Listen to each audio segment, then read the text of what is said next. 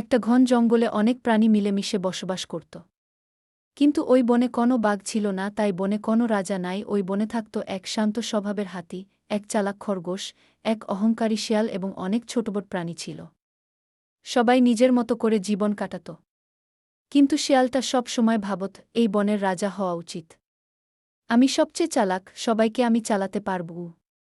একদিন শিয়াল ঘোষণা দিল, এই বনে এখন কোনো রাজা নেই, আমি চাই নির্বাচনের মাধ্যমে রাজা বাছা হোক। সবাই রাজি হল এবং রাজা হওয়ার জন্য শর্ত দিল। শর্ত ছিল যে নিজের কাজ দিয়ে অন্যদের উপকারে আসবে সেই হবে বনের রাজা।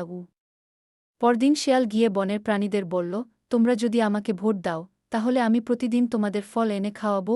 সে কথা দিয়ে রাখল না, নিজে ফল খেয়ে ফেল আর প্রাণীদের ফাঁকি দিল।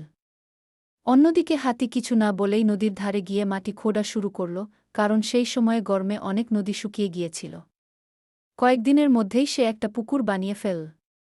সব প্রাণী সেই পুকুর থেকে পানি খেতে পারল। হাতি কাউকে ভোট চায়নি, শুধু নিজের দায়িত্ব বুঝে নিয়েছিল।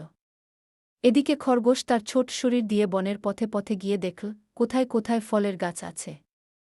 সে প্রাণীদের শিখিয়ে দিল কিভাবে খাবার খুঁজে পেতে হবে।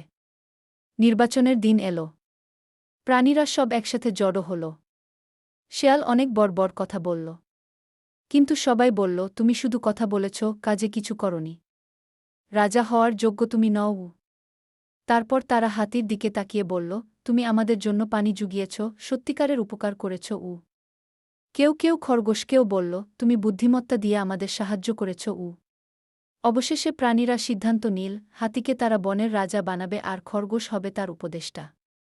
শেয়াল চুপ করে চলে গেল, কারণ সে বুঝতে পারল শুধুই চালাকি দিয়ে নেতৃত্ব পাওয়া যায় না। বন্ধুরা, এই গল্পটা থেকে আমরা এটাই শিখলাম যে সত্যিকারের নেতা হওয়ার জন্য কাজ, দয়া ও নিষ্ঠাই সবচেয়ে গুরুত্বপূর্ণ।